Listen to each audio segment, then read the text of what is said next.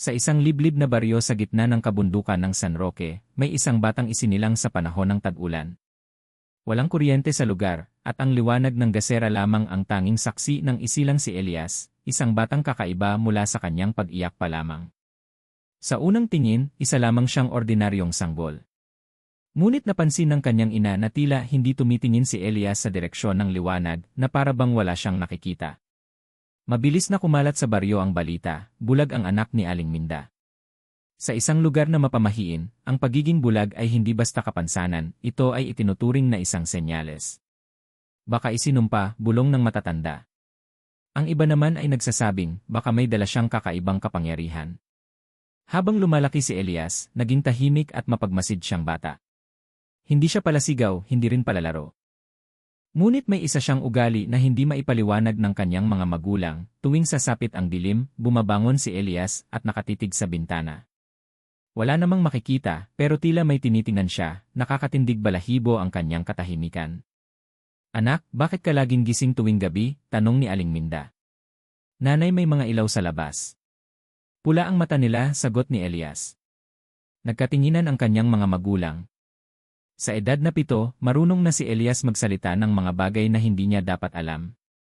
Isang gabi, habang natutulog ang buong pamilya, bigla na lamang nagsisigaw si Elias. "Huwag po! Huwag niyo akong kunin!" Agad siyang niyakap ng kanyang ama. Nanginginig ang bata at tinuro ang bintana. "Nandyan siya, tay." Ang babae na may mahabang buhok at mata na parang apoy. Ngunit walang nakita ang kanyang ama. Wala ring ibang narinig ang kanilang kapitbahay na si Mang Hugo, na madalas gising sa gabi. Kinabukasan, dinala si Elias kay Caberto, isang kilalang albularyo. Matagal nang hindi pumupunta roon ang mga magulang ni Elias, dahil sa takot sa pamahiin, pero dahil sa takot sa bata, wala silang nagawa. Tahimik lamang si Caberto habang pinagmamasdan si Elias. Hawak niya ang buntot ng pagi at may binubulong na dasal. "Ang batang ito hindi basta bulag," sambit niya. "Ano pong ibig niyong sabihin, Caberto?" tanong ng ama. May mata siyang bukas sa ibang daigdig. Sa dilim, siya'y nakakakita ng mga nilalang na itinatago ng gabi. Hindi maintindihan ni Aling Minda ang sinabi ng matanda. Ngunit sa puso nila, alam nilang totoo ang mga sinasabi nito. Simula noon, mas naging maingat sila sa paglalabas kay Elias. Bawal na siyang mag-isa sa gabi. Ngunit kahit anong pag-iwas, gabi-gabi pa rin siyang binabangungot. Dumating ang araw ng pista sa baryo. May paligsahan, sayawan at palaro sa plaza. Ngunit si Elias, nakaupo lang sa isang sulok. Bigla siyang nanlumo. "Inay!" Yung matandang lalaki na dumaan, hindi tao yon. Napatigil si Aling Minda. Tiningnan niya ang lalaking tinutukoy ng anak, si Mang Kaloy, isang bagong lipat lang sa baryo. Tila ordinaryo lang ito, ngunit sa mga mata ni Elias, siya ay isang nilalang na may balat na parang kaliskis kapag sinasapawan ng gabi. Mula noon, sinimulan ni Elias ang kanyang pagtal ng mga kakaibang nilalang sa baryo, sa isip lamang niya at sa mga panaginip na kanyang binibigyang saysay sa araw. Ang baryo ay tila tahimik pa rin sa panlabas. Ngunit sa loob ng bahay ng pamilyang Minda, gabi-gabi ang tensyon at kaba. Hanggang sa isang araw, may batang nawala, ang anak ni Aling Rosa, kaibigan ng kanyang ina. Hindi na ito nakita muli. Walang bakas. Ang sabi ng ilan, baka napahamak sa ilog. Ngunit si Elias, alam ang totoo. "Nakita ko siya kagabi, naihawak ng nilalang na may pakpak. Lumilipad sa itaas ng punong mangga." Hindi naniwala ang kanyang ina. Paano namang makikita ng bulag ang isang eksena sa dilim? Pero sa puso niya, unti-unti na rin siyang naniniwala.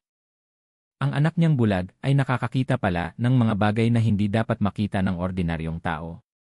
Makalipas ang ilang linggo matapos mawala ang anak ni Aling Rosa, nag-iba na ang ihip ng hangin sa baryo.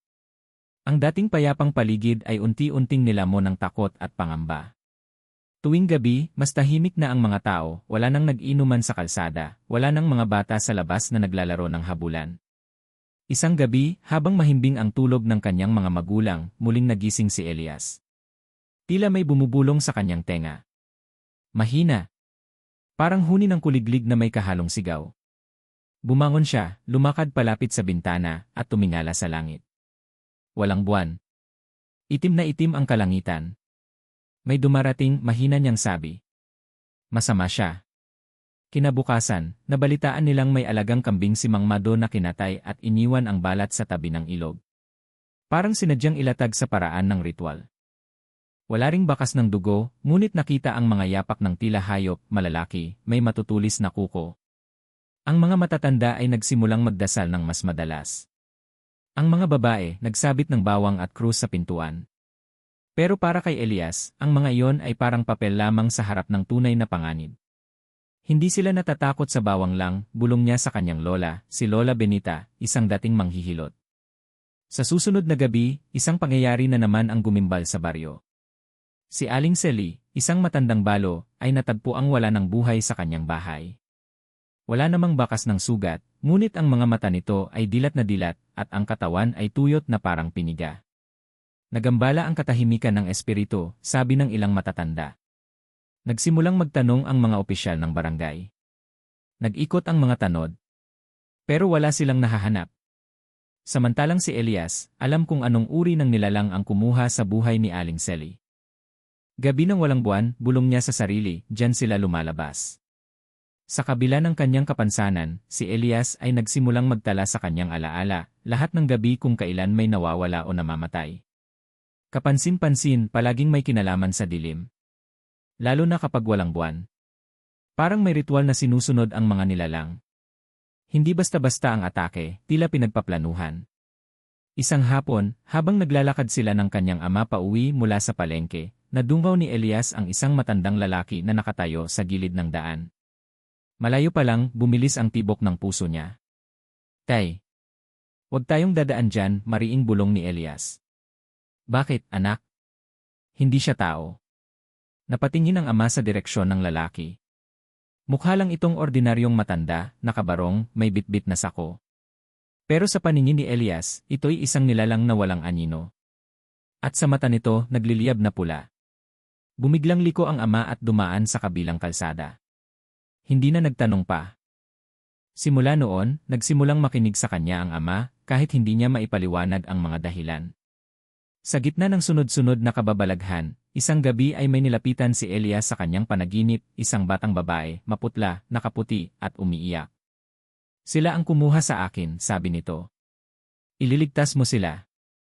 Pagkagising niya, nanginginig ang kanyang katawan. Naramdaman niyang may utos na iniatang sa kanya. Hindi siya ordinaryong bata. At ang kanyang paningin ay hindi para lang sa takot kundi para sa pagliligtas. Ilang araw matapos ang panaginip, muling may nawala, isang bata na kaibigan ni Elias sa tapat bahay. Nagsama-sama ang mga kapitbahay, nagsindi ng kandila, at nagsagawa ng prosesyon. Ngunit sa paningin ni Elias, ang paligid ay puno ng itim na usok. Hindi ito usok ng kandila, kundi anino ng mga nilalang na nakatingin mula sa mga bubong at puno. Hindi sila natatakot sa liwanag. Hindi sila umaalis sa dasal. Tinitingnan lang nila tayo. Sa isip ni Elias, napagtanto niyang hindi sapat ang ginagawa ng mga matatanda. May kailangan siyang gawin. Kailangan niyang maintindihan kung bakit siya nakakakita at kung paano niya magagamit ito. Hindi sapat na matakot, kailangan niyang lumaban. Lola, bakit ako nakakakita? Tanong niya isang gabi. Tahimik ang matanda. Pinagmasdan niya si Elias at inilabas ang isang lumang pendant. Isang bilog na bato na may ukit na mata sa gitna. Ito ay galing sa ninuno natin. Noong araw pa, may ipinanganak sa bawat henerasyon na may mata ng dilim nakakakita ng katotohanang tinatago ng gabi. Kinilabutan si Elias. Ang ibig sabihin, hindi aksidente ang kanyang kapansanan. Hindi siya isinumpa, isa siyang tagapagbantay. Simula noon, nag-iba ang pananaw ni Elias sa kanyang sarili. Hindi na siya simpleng batang bulad. Siya ay bantay. Tagakita. At sa kabila ng dilim, siya lang ang may kakayahang tumingin sa mata ng mga aswang. Ngunit ang kanyang panibagong paniniwala ay may kapalit dahil mula sa anino, ang mga nilalang ay nagsimulang mapansin din siya. At doon palang nagsisimula ang tunay na lagim. Dumating ang gabi na kinatatakutan ni Elias, ang gabing walang buwan. Sa baryong iyon, likas na ang paniniwala ng mga matatanda na tuwing kabilugan ng buwan ay mas malakas ang agimat at tuwing bagong buwan ay mas nangingibabaw ang dilim. Pero kakaiba ang gabing ito. Kahit ang mga aso ay hindi tumatahol. Tahimik ang paligid, tila pati ang hangin ay natigil sa pag-ikot. Habang natutulog ang buong bahay, si Elias ay gising na gising. Hindi dahil sa kaba, kundi dahil nararamdaman niya may dumarating. Ang kwarto niya ay napuno ng malamig na simoy kahit nakasara ang mga bintana. Tila may presensyang dumaan sa tabi niya, at kahit hindi niya ito makita sa normal na paraan, malinaw ito sa paningin ng kanyang isipan. 1, 2, 3 anino. Gumagalaw sa paligid ng kanilang bahay. Nagmulat siya ng mata. Sa mundo ng kadiliman na tanging siya lang ang nakakakita, gumagalaw ang mga nilalang, mahahaba ang mga braso, matutulis ang mga daliri, at mga mata nilang parang apoy na pula. Mabilis silang gumalaw, parang usok na may anyo.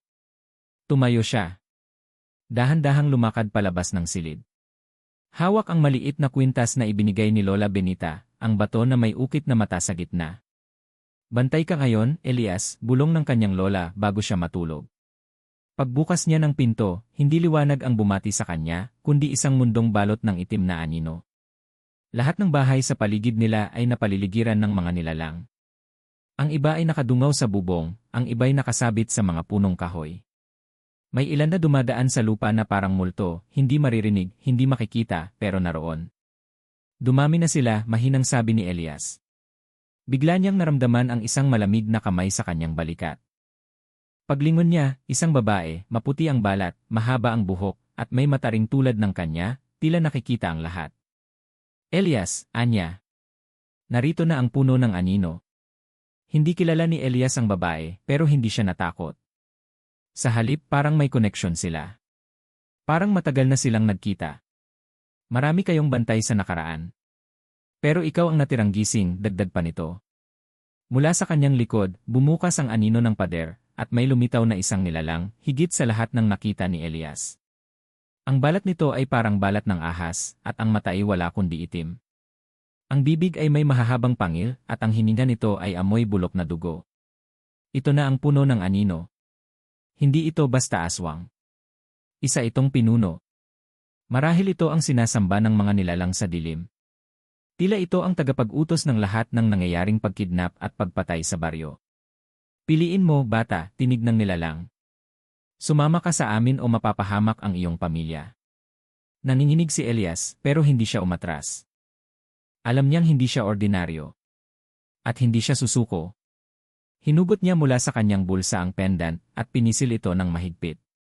Hindi ako magpapagamit sa inyo, matatag niyang sabi. Ako ang bantay. Nagsimulang magliyab ang kanyang kwintas, at ang liwanag nito ay pumutok sa paligid. Ang mga anino ay nag-umpisang umurong, at ang mga nilalang ay nagsisigawan sa sakit. Sa paningin ni Elias, ang buong paligid ay parang nagliliyab, hindi ng apoy, kundi ng liwanag na hindi kayang tanggapin ng mga nilalang ng dilim. Ang babae sa kanyang tabi ay ngumiti. Gising ka na sa tunay mong tungkulin. Ngunit hindi pa tapos ang gabi. Mula sa mga anino ng puno, umalimbukay ang isang pagsabog ng itim na usok. Ang puno ng anino ay tinamaan, pero hindi nawala. Sa halip, nagbago ito ng anyo, naging mas malaki, mas nakakatakot. Ang katawan nito ay pinuno ng mata, bawat isa'y umiikot, tumitingin, tumatawa. Tumigil si Elias. Ang kanyang katawan ay nagsimulang manghina. Ngunit sa kanyang puso may isang tinig.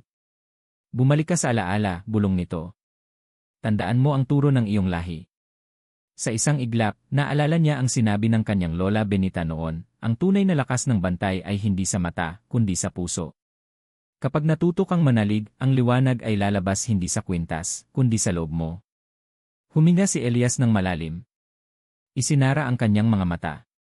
At mula sa kanyang dibdib, may pumulandit na liwanag, tulad ng sinag ng araw, tuwirang tumama sa puno ng anino. Isang malakas na hiyaw ang narinig. Isa-isang naglaho ang mga nilalang.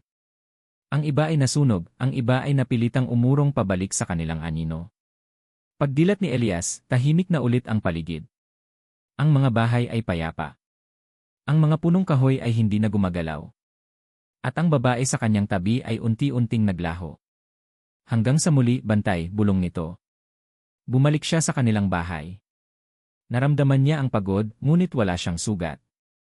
At kahit muling bumalik ang kanyang pisikal na pagkabulag sa araw, sa gabi ay nanatili ang kanyang kakayahang makakita. Simula noon, alam niyang ang bawat gabing walang buwan ay magiging gabi ng pagbabantay. At sa bawat aninong dumarating, siya ay hindi na natatakot. Ilang araw na ang lumipas mula noong unang pagsubok ni Elias bilang isang bantay. Tahimik muli ang baryo at ang mga tao'y nagsisimula ng makalimot sa mga pangyayari. Ngunit si Elias hindi kailanman nakalimot. Tuwing gabi, lalo na kapag sumasapit ang hating gabi, muling bumabalik ang malamig na hangin. Hindi na ito kasing bangis ng una niyang naranasan, pero may kakaibang presensyang gumagala sa paligid. Isang gabi habang naglalakad si Elias sa bakuran nila, napansin niya ang isang liwanag sa may tabing ilog. Mula sa liwanag ay tila isang hugis bata ang lumulutang. Hindi normal ang kilos nito. At ang mas nakakapagtaka, kahit nakapikit ang kanyang mga mata, malinaw niya itong nakikita. Isa lamang ang ibig sabihin nito, isa itong kaluluwa. Lumapit siya ng dahan-dahan. Sa ilalim ng punong kawayan, nakita niya ang bata. Maputla, may hawak na laruan, at may sugat sa gilid ng ulo. Nang magkatinginan sila, nagsalita ang bata, kahit walang gumagalaw na labi. Hindi ko alam kung paano ako nawala. Kinilabutan si Elias. Alam niyang hindi siya basta kaluluwa lang, isa ito sa mga batang nawala noong kasagsagan ng pananalasa ng mga aswang sa baryo. Marami ang inakalang tumakas, naligaw, o nalunod. Pero ngayon, unti-unting lumilinaw ang katotohanan, kinuha sila, at ngayon ay nagpaparamdam. Anong gusto mong iparating? Tanong ni Elias. Itinuro ng bata ang kagubatan sa dulong bahagi ng baryo, isang lugar na matagal nang ipinagbabawal pasukin. Sa kwento ng matatanda, iyon daw ang gubat ng mga hinango, isang lugar kung saan itinatago ng mga nilalang ng dilim ang mga kaluluwang dinukot nila at hindi na nakabalik. Pagkatapos ay biglang naglaho ang bata. Naiwan si Elias na nanginginig, ngunit buo ang desisyon, kailangan niyang hanapin ang mga nawawala. Hindi lang para sa mga kaluluwang walang kapayapaan, kundi para sa buong baryo na patuloy na binabantayan ng takot. Kinabukasan, pinuntahan niya si Lola Benita. Wala ito sa bahay, pero may iniwang sulat sa mesa, kapag nagsimulang magparamdam ang mga nawawala, huwag kang matakot. Sila ay daan. Sundan mo ang anino nila at dadalhin ka sa katotohanan. Sa buong araw, ilang beses muling nakita ni Elias ang bata, sa gilid ng bahay, sa ilalim ng puno, sa likod ng simbahan. At sa bawat paglitaw nito, unti-unti siyang dinadala patungo sa isang landas. Nang sumapit ang gabi, napagdesisyonan ni Elias na sundan ang huling pagpapakita ng bata patungo sa gubat. Madilim ang daan, pero ang kanyang paningin sa dilim ay malinaw, mga aninong gumagalaw, mga mata sa pagitan ng mga dahon, at mga bulong ng mga nilalang na tila galit na may bagong bantay na muling gumigising sa baryo. Pagdating sa gitna ng gubat, napansin niya ang isang bilog na bato na may ukit, mga sinaunang simbolo ng proteksyon. Sa gitna ng bilog, may isang malaking puno na parang nabalot ng anino. Mula sa punong ito ay bumubuga ng malamig na hangin, at ang paligid ay tila tumigil sa oras. Lumapit si Elias. Sa paglapit niya, tila may puwersang pumigil sa kanyang hakbang. Ngunit mula sa kanyang dibdib, muli na namang lumiwanag ang kanyang kwintas, at unti-unting naglaho ang harang. Pagpaloob niya sa bilog, may mga kaluluwang naglitawan. Isa-isa silang lumitaw, lumulutang sa hangin, at humihingi ng tulong. Marami sa kanila'y bata, may matatanda rin. Lahat ay may sugat, may luha, at may tanong, bakit kami kinuha? Habang nakatingin siya sa kanila, may lumabas na boses mula sa lupa. Hindi mo sila maililigtas, batang bantay, mula sa ilalim ng lupa, unti-unting sumulpot ang isang nilalang. Isa itong babae, ngunit ang balat nito ay putik, ang buhok ay ugat ng puno, at ang mata ay walang puti. Isa siyang tagapangalaga ng mga aninong kaluluwa, ang tinatawag sa alamat bilang mananagkabuwal, isang aswang na hindi lamang pumapatay ng katawan, kundi nagkukulong ng kaluluwa. Para sa balanse, wika nito, kailangan ng dilim ang liwanag, at ng liwanag ang dilim. Ang mga ito ay alay. Hindi sila basta kinuha, sila ay isinuko ng baryong ito. Nabigla si Elias. Ibig sabihin, may kasabwat sa baryo. May mga taong kusa palang nagsasakripisyo kapalit ng kapayapaan. Nang makita niya ang mukha ng ilan sa mga kaluluwa, napatigil siya. Isa roon ay ang dating kapitan ng baryo. Isa pa ay ang gurong babae. Puro mga nawawala at pinaghinalaang tumakas. Hindi ako papayag na manatili sila rito, sagot ni Elias. May karapatan silang makabalik. Ngunit biglang lumitaw ang anino ng mananagkabuwal, sinubukang sakalin si Elias gamit ang mga ugat ng puno. Pumulupot ito sa kanyang leeg, sa kanyang mga braso, sa kanyang dibdib. Ngunit mula sa kanyang puso, muli na namang sumiklab ang liwanag. Pumutok ito sa paligid at ang mga kaluluwa'y lumaya sa pagkakatali. Sa gitna ng liwanag, sumigaw ang mananagkabuwal sa sakit at sa unang pagkakataon, napaatras ito. Hindi pa ito ang huli, Elias, huling wika nito bago ito mawala. Ang mga kaluluwa ay lumutang sa langit at isa-isa silang nagpasalamat. Ang batang nakita niya noong una ay lumapit sa kanya at niyakap siya. Sa kanyang tainga, may binulong ito, hindi ka na mag-isa, Elias. Marami pa kaming magbabantay.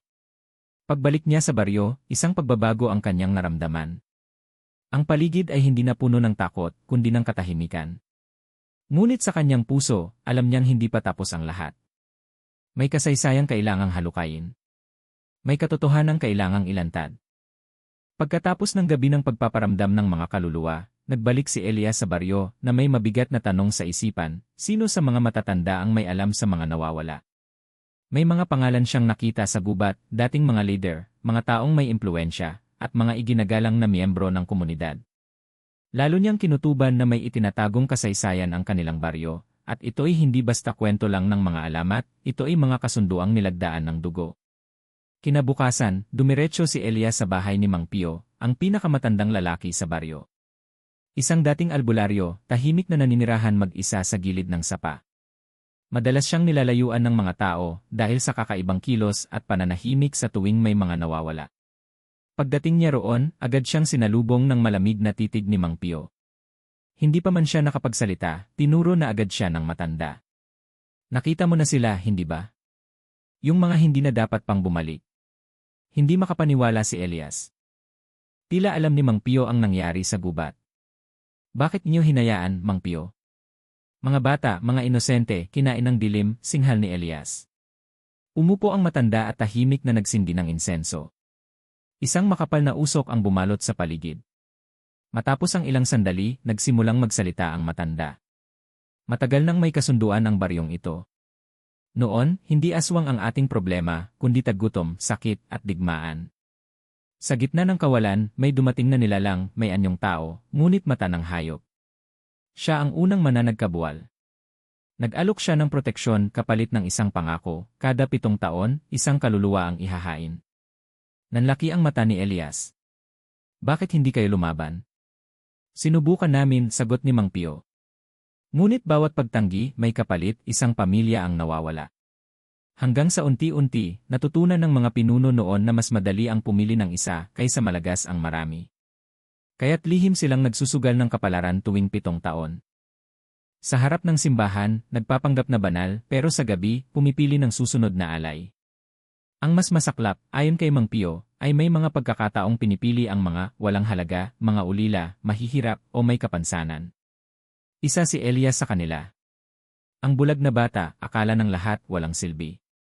Pero lingid sa kaalaman ng mga matatanda, si Elias pala ang may kakayahang makakita sa nilalang ng dilim. Hindi ba't sinubukan mong tumutol, Mang Pio? Tanong ni Elias. Sinubukan ko. Kaya't tinanggal nila ako bilang albularyo. Kaya't pinanira nila ang pangalan ko. Kaya ako nag-isa. Ngunit ngayong narito ka na, may pag-asa pa. Tahimik si Elias. Ramdam niya ang puot, ang lungkot, at ang bigat ng kasalanan ng mga naunang henerasyon. Ngunit sa halip na mawala ng loob, lalong tumindi ang kanyang determinasyon. Hindi niya pwedeng hayaang magpatuloy ang kasunduang iyon. Umalis siya sa bahay ni Mang Pio at dumiretso sa lumang simbahan. Dito naninirahan si Padre Ernesto, isang paring matagal nang hindi lumalabas at tila ba nabalot ng kahihiyan. Sa pagtunog pa lang ng pintuan, isang mahinang boses ang narinig niya. Wala na akong masasabi pa, Elias. Ako man ay naging bahagi ng katahimikang iyon. Bakit kayo pumayag? Tanong ni Elias habang pinipigil ang luha. Akala ko ba ang simbahan ay tagapagtanggol ng mahihina? Dahil tinakot nila kami, sagot ng pari. Dahil may mga nawawalang kaparian din noon, at sinabihan kami na kung hindi kami makikialam, hindi kami gagalawin. Isang pagkakamali. Alam kong hindi na ako mapapatawad. Ilang sandali ang lumipas bago muling nagsalita si Elias. Hindi ko kailangan ang kapatawaran niyo, Padre. Ang kailangan ko ay katotohanan. At tulong. Tumango ang pari. Sa ilalim ng altar ng simbahan, may isang lumang kahon. Andun ang talaan ng mga pangalan, mga alay sa loob ng mahigit 50 taon. Dalhin mo ito kay Mang Pio. Alam niya ang dapat gawin. Kinabukasan, pinatawag ni Elias ang ilang mga batang naniniwala sa kanya. Pumunta sila sa bahay ni Mang Pio at ipinakita ang talaan. Isa-isang binasa ng matanda ang mga pangalan, at sa bawat pangalan, may isang kwento ng pagkawala, ng pighati, at ng pagkakanulo. Ang mas nakakagulat, ilang pangalan ay nabibilang sa kasalukuyang konseho ng baryo, mga pinuno na ngayon nagpapanggap na walang alam sa madilim na kasaysayan ng kanilang lugar. Kailangan nating ilantad ang lahat, sabi ni Elias. Kahit ikapahamak ko. Ngunit sa paligid nila, nagsisimula na ring kumilos ang dilim. Ang mga aninong dating kalmado ay unti-unting nagiging bayolente. At si Elias, pakiramdam niya'y sinusubaybayan na siya. Ang kwintas na kanyang suot ay umiinit tuwing gabi. Tanda ng papalapit na panganib. Sa huling gabi bago ang susunod na 7 taon, kung kailan may bagong alay na dapat isakripisyo, napagpasyahan ni Elias na gumawa ng hakbang. Hindi na pwedeng tumahimik. Hindi na pwedeng magbulag-bulagan. Hindi na siya bata. Sa tulong ni Mang Pio, Padre Ernesto, at ng ilang kabataang naniwala sa kanya, bumuo sila ng plano. At sa gitna ng dilim ng gabi, ang liwanag ng katotohanan ay unti-unting sumisiklab. Ngunit isang babala ang dumating, isang anino ang nagpakita sa kanilang harapan, na may daladalang mensahe. Kapag binuksan nyo ang lihim, maghanda kayong harapin ang buong puwersa ng dilim. Dumating ang araw ng kapistahan, ang pinaka-inaabangang selebrasyon ng buong baryo. Kulay, musika, at ngiti ang bumalot sa mga kalsada.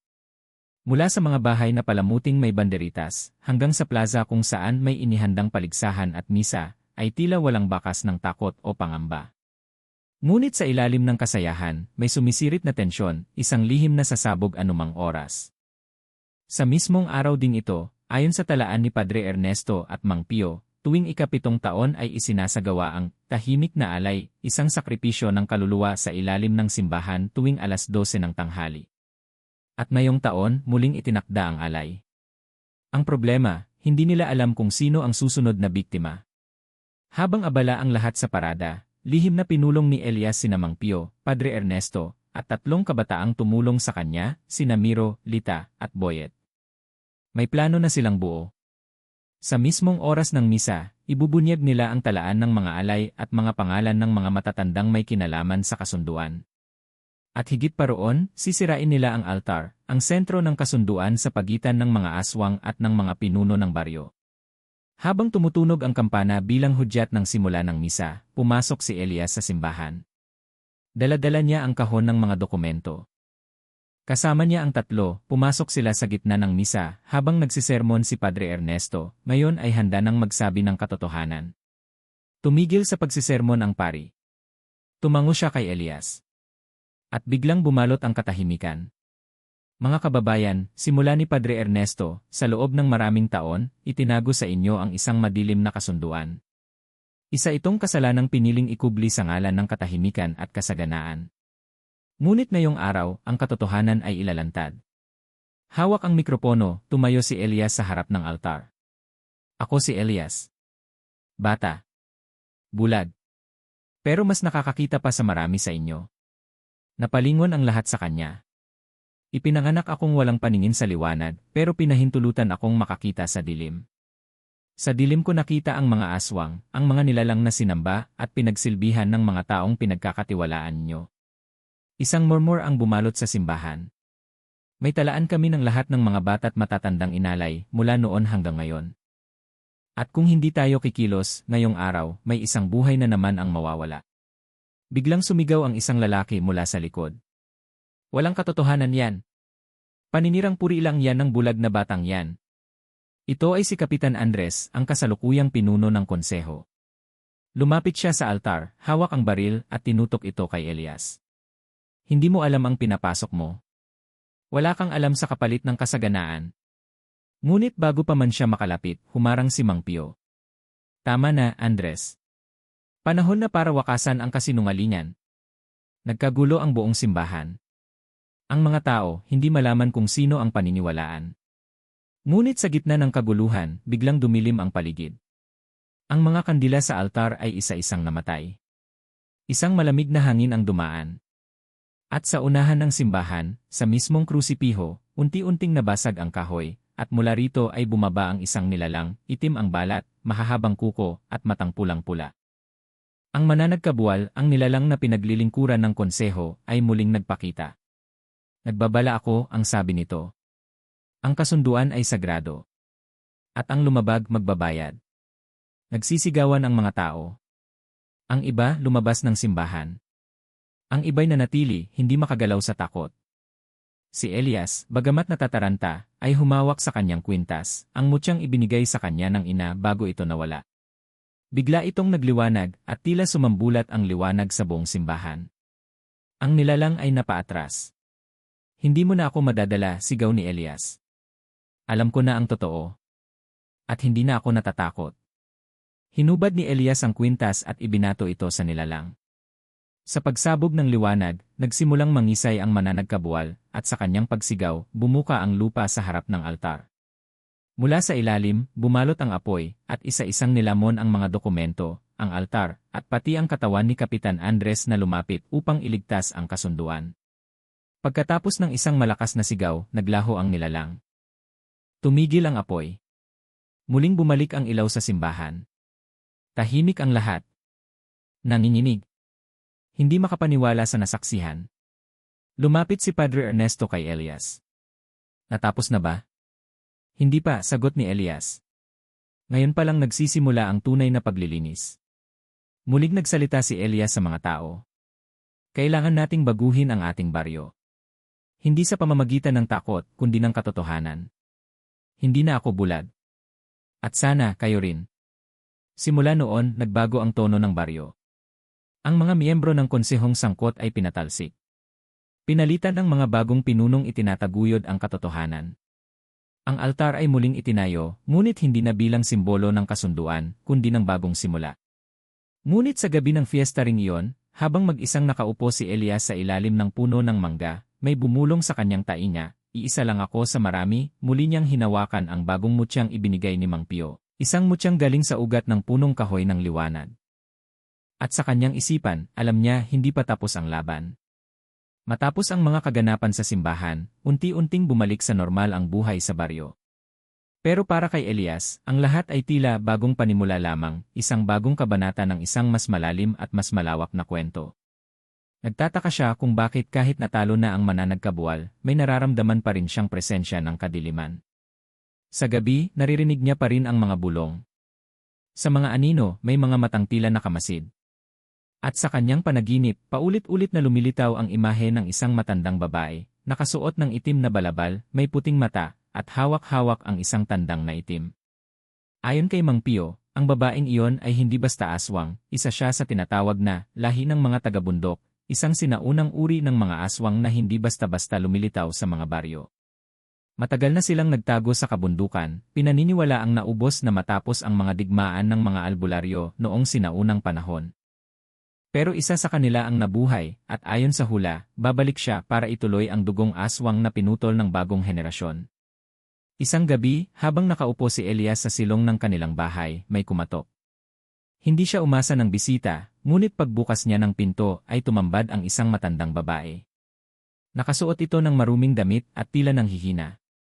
May hawak itong tungkod at may sugat sa binti. Ako'y naglalakbay, iho. Pwede ba akong makitulog kahit sa kubo lang, mahinahong pakiusap nito. Dahil maawain si Elias, pinatuloy niya ito. Inihain pa niya ang natirang lugaw para dito.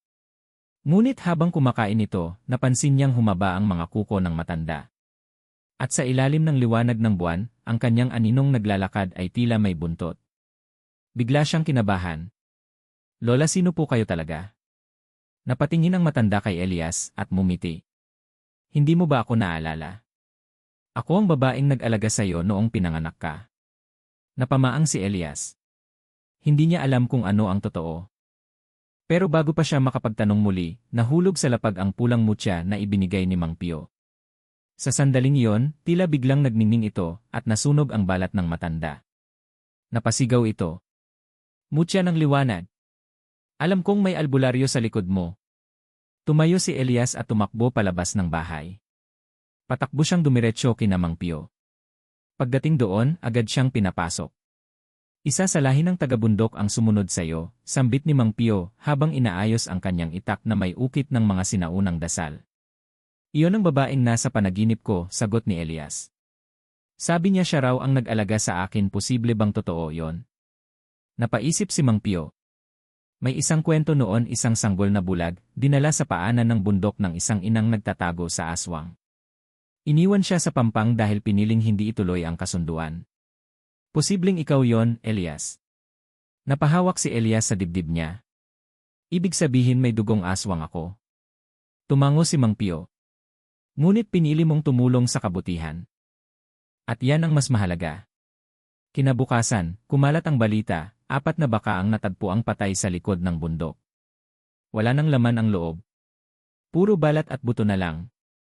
Tila may matatalas na kuko ang gumutay sa mga ito. Pinaghahandaan na ni Mang Pio at ng mga albularyo ang pag-atake ng lahi ng taga-bundok.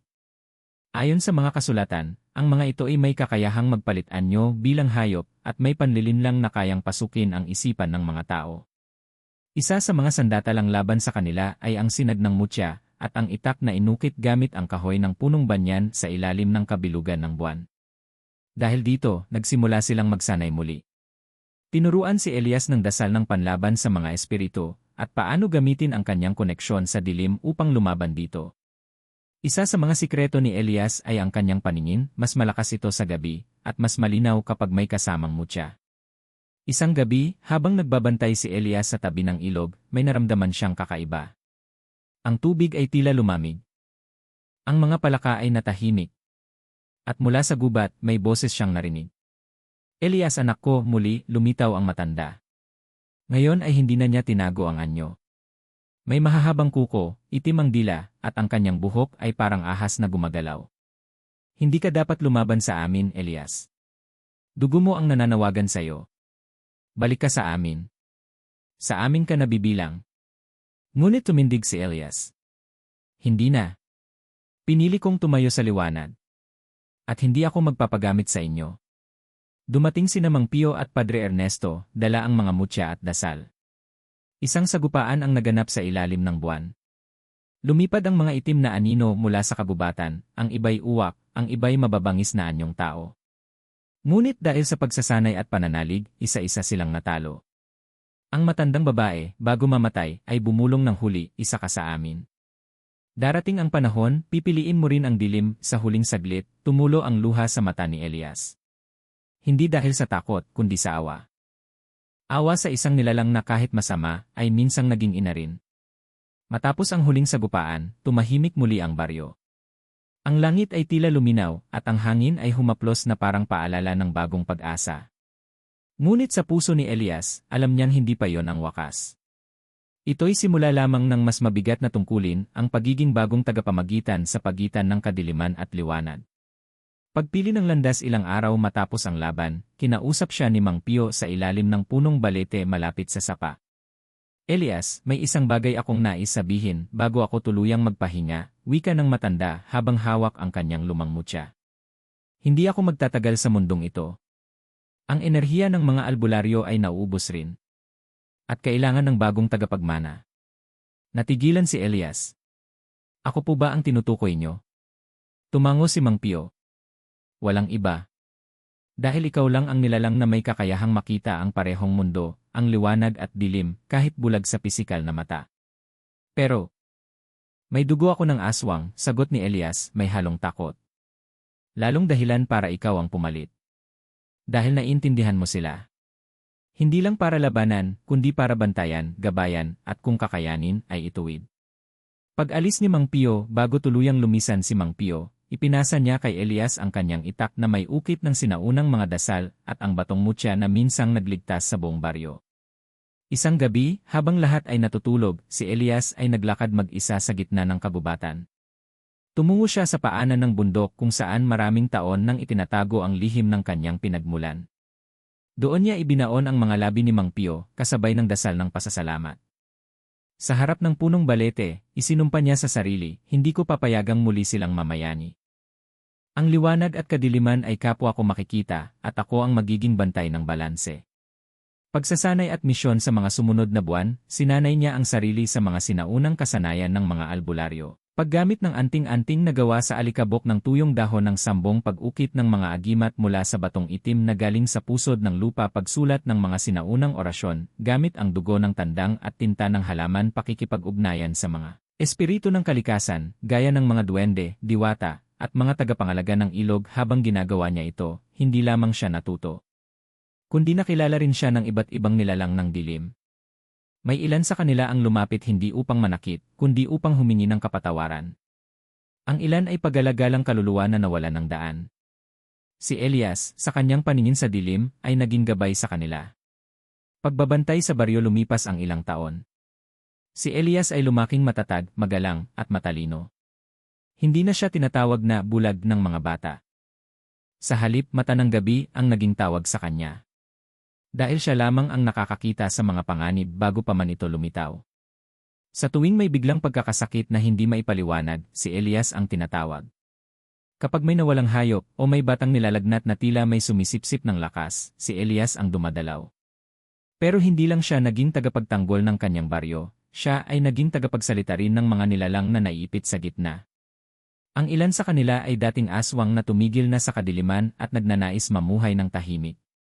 Tinulungan niya ang ilan sa mga ito. Binantayan ang kanilang pagbabago. Inilayo sila sa mga tukso ng dugo. Dahil naniniwala si Elias na may pag-asa kahit sa nilalang ng gabi. Ang panibagong panganib, ngunit isang gabi, may panibagong panganib ang dumating. Isang grupo ng mga mangkukulam mula sa kabilang lalawigan ang nagtangkang sakupin ang baryo. Hindi dahil sa pagkain, kundi upang makuha ang kapangyarihang itinatago ni Elias. Nalaman nilang may lahi si Elias ng sinaunang aswang, isang uri ng nilalang na maaaring gawing sisidlan ng matinding kapangyarihan kapag nakuha at inalay. Sa gabing iyon, dumilim ang kalangitan kahit walang ulap. May mga ibong kulay uling ang lumipad sa ibabaw ng baryo. At sa hangin, narinig ang bulong ng mga mangkukulam, ibalik sa dilim ang anak ng gabi, hindi ito kinatakutan ni Elias. Sa halip, humarap siya sa gitna ng liwasan. Hawak ang itak ni Mang Pio, suot ang agimat sa dibdib, at sa tabi niya ay ang bagong henerasyon ng mga albularyo na kanya mismong sinanay. Isang labanan muli ang naganap, hindi lang ng dasal, orasyon, at lakas, kundi ng paninindigan. Sa huli, pinili ni Elias na hindi patayin ang huling mangkukulam. Sa halip, kinulong niya ito gamit ang sagradong selyo sa isang kuweba sa paanan ng bundok, kung saan binabantayan ito ng mga duwende. Ang kanyang awa, gaya ng kanyang lakas, ay hindi tanda ng kahinaan, kundi ng mas mataas na pagkaunawa. Ang baryong may bantay ngayon, ang baryo ay hindi na lamang isang simpleng lugar sa mapa. Ito na ang naging pugad ng balanse sa pagitan ng mundo ng liwanag at ng dilim. At sa gitna ng lahat ng ito, si Elias, ang dating batang bulag, ang naging bantay. Wala mang paningin, mas malawak ang kanyang nakikita kaysa sa lahat. Hindi lang mga nilalang, kundi ang katotohanan ng bawat puso, lihim ng bawat kaluluwa. At sa bawat gabi na dumarating, habang tahimik ang lahat, may isang batang lalaki sa gitna ng gubat, nakaupo sa ilalim ng buwan. Hindi natutulog. Dahil siya ang bantay. Mata ng gabi. Anak ng dilim. Tagapagtanggol ng liwanag. Lalabing walong.